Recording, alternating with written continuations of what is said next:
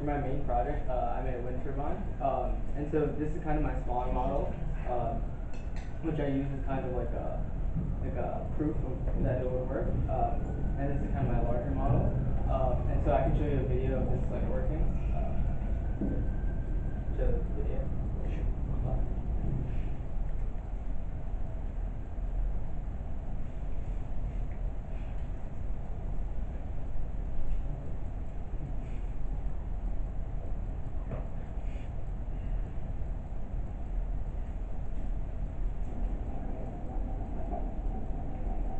So that's just showing like the voltages that it's tracking from the blades movement.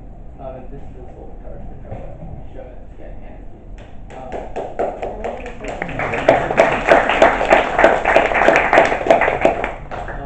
And so first off, so for my smaller model, I basically modified a Minty Boost, which is a battery-powered USB charger. And so instead of having like batteries as the input, I attached like a generator. And so whenever like the wind would blow on the blades, like my phone would charge. And so the main components of this is that there's a boost converter which works in conjunction with power inductors, capacitors, and diodes.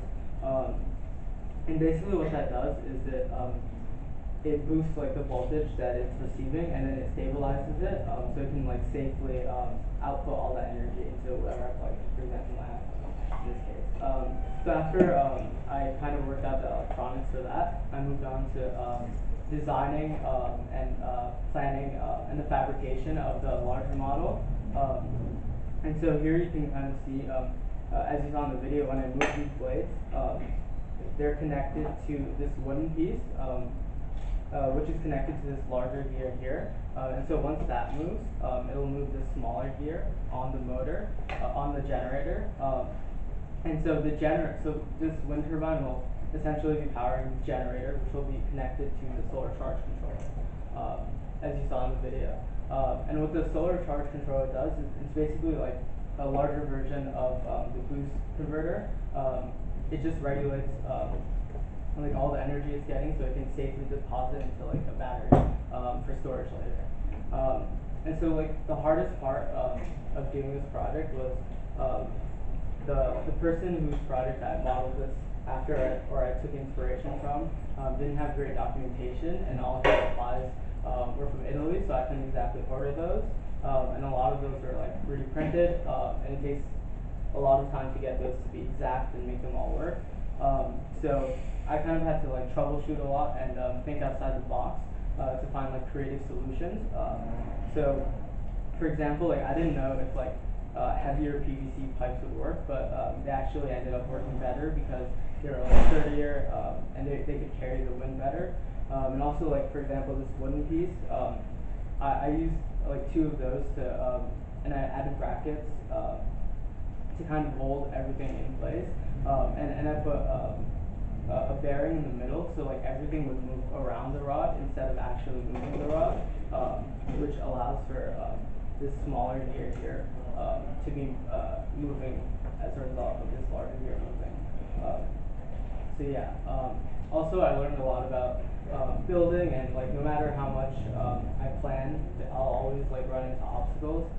Like it's really hard to get like these things level and make everything just like fit well. So I constantly have to like improvise and adapt to my circumstances.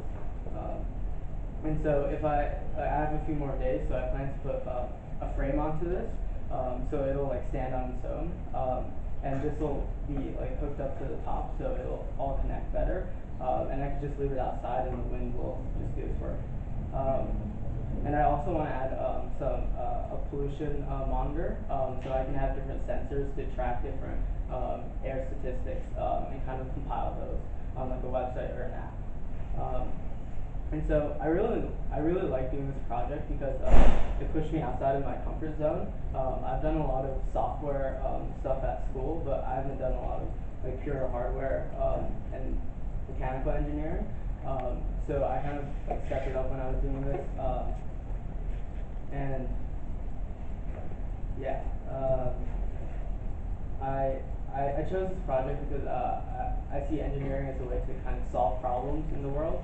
And so I was really interested in exploring clean energy resources. And so after I think it was a good experience to actually make this on my own and kind of see how it works. And yeah, this is definitely something I'd like to continue in my future. So thank you for listening.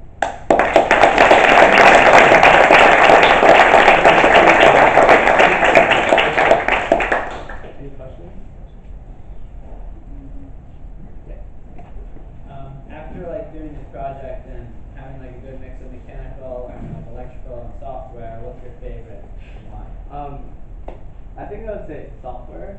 Just because I think hardware is definitely great. It's a great experience, and I got to experience how hardware and software work together to create a meaningful item that can be used. But with software, it's just easier to stay on a laptop and do that work. This is definitely lots of hardware, but there's a lot of value to it as well. Are you able to store that energy? Yeah, so it'll store it in this battery right here. And how much are you able to store? Well, I don't have exact numbers on it, but it'll take a long time to charge it. These aren't known to be very efficient, but if you leave it outside for long enough, for long periods of time, it'll definitely do some charge a lot. Yeah. How about the difference in size? Like from the smaller to the larger, is there a much greater energy saving? And I guess how does that translate to you said wind farms and stuff like that? Yeah, so there's a reason this is just hooked up to my phone, and it takes a while to charge 1% on my phone as well. And so this is a very small chip. So the solar charge controller basically does the same thing as this, but it's much bigger, so it can handle a lot more energy. So I could even have I can scale this to have a larger generator, and that way I could harness more energy. Yeah, so this harnesses a lot more than that. Okay, all right. Thank you, Simon.